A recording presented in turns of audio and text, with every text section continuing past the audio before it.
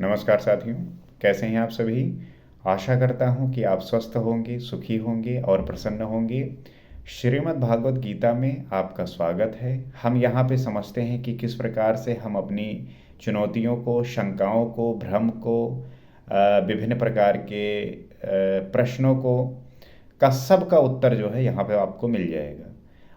आवश्यक है कि आप इसका जो है ध्यानपूर्वक अध्ययन करें, ध्यानपूर्वक चिंतन करें, मनन करें, और जो आपके जीवन में प्रश्न हैं उसको, जो भी प्रश्न हैं इसका अध्ययन, इसको आप वीडियो को देखेंगे, सुनेंगे तो आपको इसका प्रश्न अपने आप मिल जाएगा। तो इसी उम्मीद के साथ आइए देखते हैं और समझने का प्रयास करते हैं।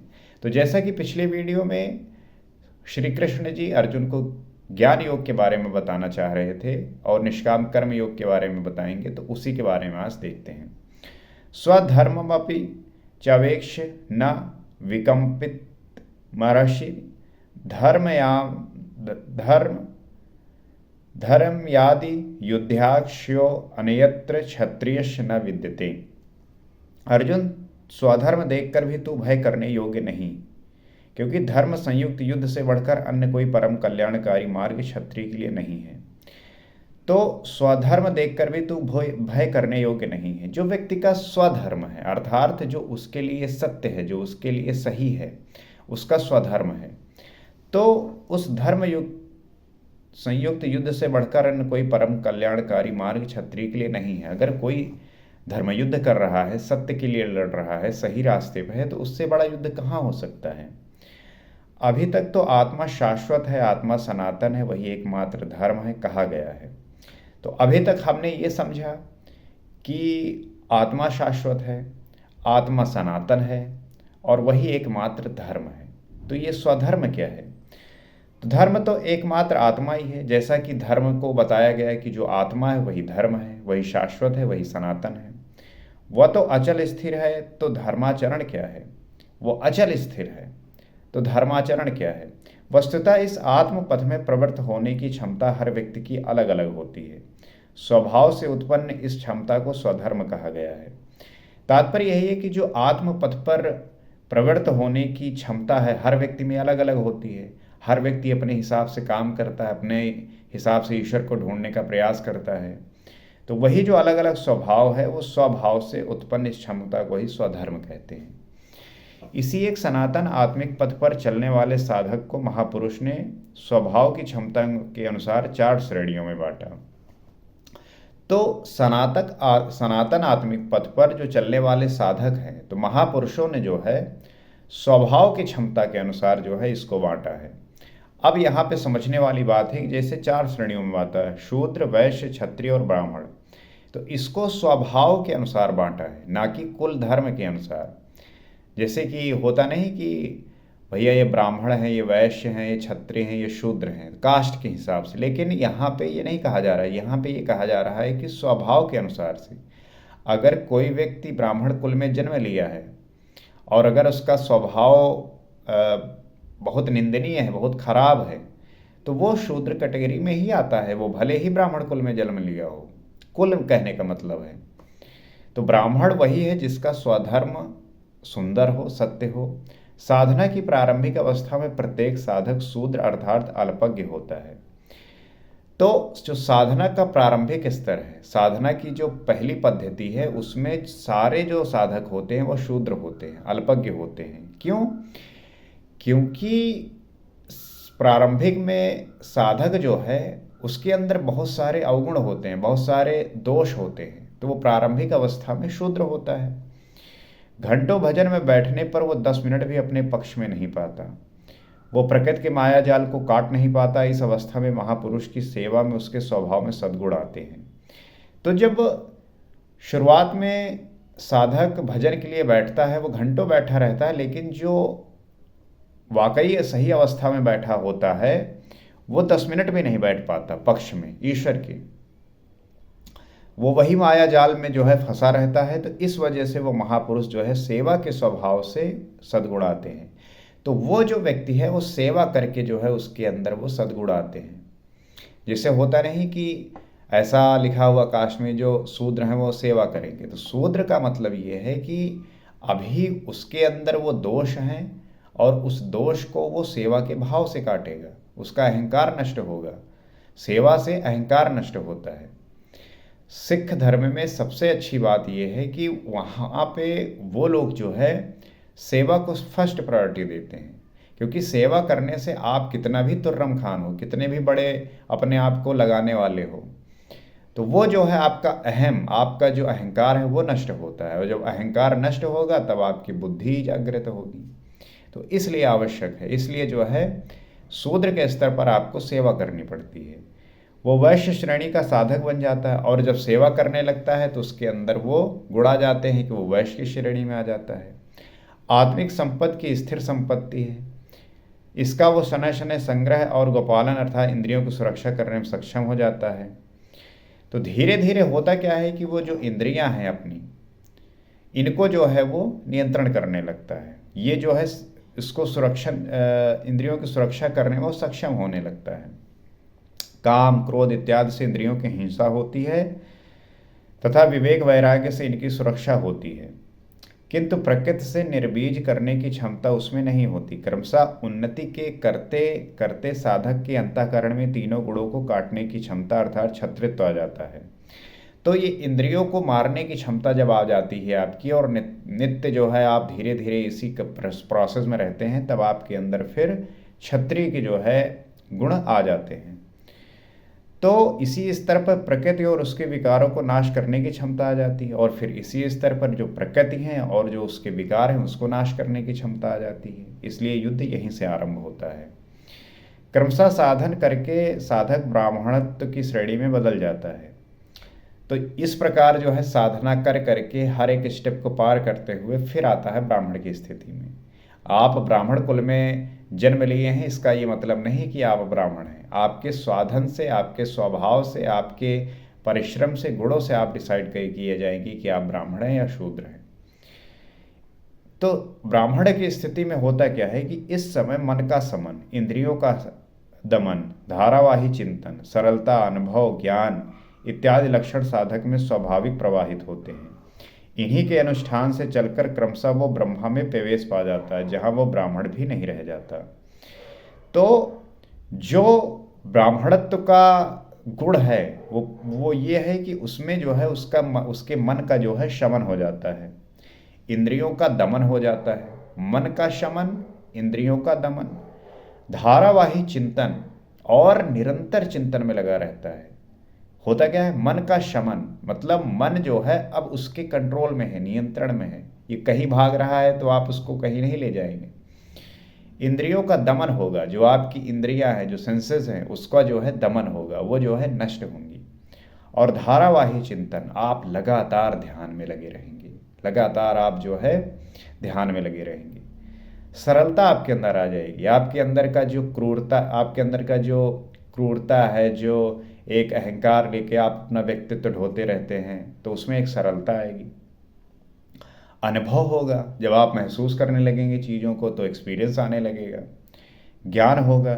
ये लक्षण जो है स्वाभाविक प्रवाहित होते हैं। इन्हीं के अनुष्ठान से चलकर क्रमशः वो ब्रह्म में प्रवेश कर जाता है, जहाँ पे वो ब्राह्मण भी नहीं रह जाता। और इस अवस्था में चलते चलते वो ये ब्राह्मण स्थिति को भी काट देता है और ब्रह्मा में स्थित हो जाता है, साक्षात परम ब्रह्म हो जाता है। तो संसार में बहुत ऐसे संत हुए हैं, ऐसे ऋषि हुए हैं जो साक्षात ब्रह्म हो गए हैं, और वो यही प्रोसेस है, यही रास्ता है। विदेह राजा जनक की सभा में महर्षि याज्ञवल्क्य ने चक्रायण, उशस्ती, कहोल, आरुण, उद्दालक और गार्गी के प्रश्नों का समाधान करते हुए बतलाया कि आत्म साक्षात का पूर्णतया संपादन करने वाला ही ब्राह्मण होता है। तो विदेह जो राजा थे, विदेह राजा जनक की सभा में महर्षि याज्ञवल्क्य ने चक्रायण, उशस्ती, कहोल, आरुण, उद्दालक और गार्गी के प्रश्नों का समाधान करते हुए बताया कि आत्म साक्षात का जो पूर्णतया संपादन करने वाला होता है वही ब्राह्मण होता है।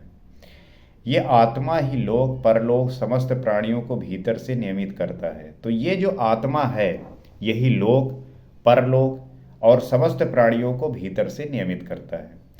सूर्य, चंद्रमा, पृथ्वी, जल, वायु, अग्नि, तारागण, अंतरिक्ष, आकाश एवं प्रत्येक क्षण इस आत्मा के ही प्रशासन में है। तो इस आत्मा के ही प्रशासन में सब कुछ है। जो आप सूर्य देख रहे हैं, पृथ्वी देख रहे हैं, चंद्रमा, जल, वायु, अग्नि, तारागण, अंतरिक्ष, आकाश, ये सब इसी आत्मा के प्रशासन में है। ये तुम्हारा आत्मा अंतर्यामी अमृत है, आत्मा अक्षर है, इससे भिन्न सब नाशवान है। तो ये जो आत्मा है यही अंतर्यामी अमृत है।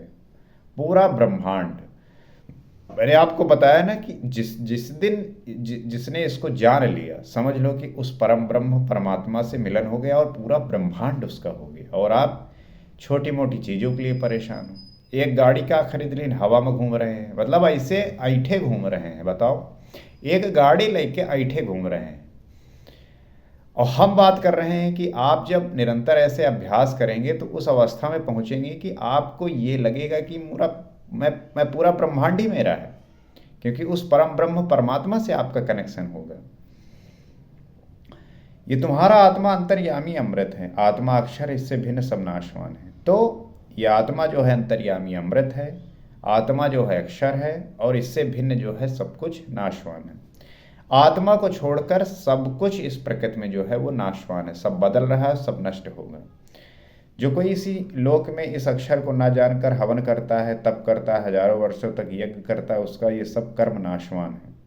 अब देखो यहाँ पे ये बात कह रहे हैं कि इस लोक में जो अक्षर को ना जानकर, मतलब इस आत्मा को ना जानकर हवन करता है, तप करता है, हजारों वर्षों तक यज्ञ करता है, उसका ये सब कर्म जो है नाशवान है। जो कोई भी इस अक्षर को जाने बिना इस लोक से मरकर जाता है वो दयनीय है, कृपण है। तो इस आत्मा को जाने, इस अक्षर को जाने बिना जो लोग जो है मरकर जले जाते हैं वो दयनीय और कृपण होते हैं। जो इस अक्षर को जानकर इस लोक से मरकर जाता है वो ब्राह्मण है, और जो इस आत्मा को जान लेता है, इस अक्षर को जान लेता है, तो वो जो है ब्राह्मण होकर मरता है। तो ये फर्क है, ये जो है डिफरेंसेस हैं।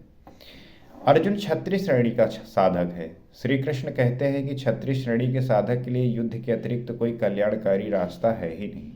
तो जो अर्जुन है वो क्षत्रिय श्रेणी का साधक है, और श्री कृष्ण यही बात कह रहे हैं कि क्षत्रिय श्रेणी को जो है, जो क्षत्रिय श्रेणी के जो साधक हैं वो युद्ध के अतिरिक्त कोई कल्याणकारी रास्ता उनके लिए और है ही नहीं। तो प्रश्न उठता है कि क्षत्रिय है क्या। प्रायः लोग इसका आशय समाज में जन्मना उत्पन्न ब्राह्मण, क्षत्रिय, वैश्य, शूद्र जातियों से लेते हैं। इन्हीं ही 4 वर्ण मान लिया जाता है। जो आज के समाज में जो व्यवस्था है वो इन वर्णों की ही है कि ब्राह्मण, क्षत्रिय, वैश्य और शूद्र जातियों से जन्म लिए तो इन्हीं 4 वर्णों को जो है मान लिया। किंतु नहीं, शास्त्रकार ने स्वयं बताया कि क्षत्रिय क्या है, वर्ण क्या है।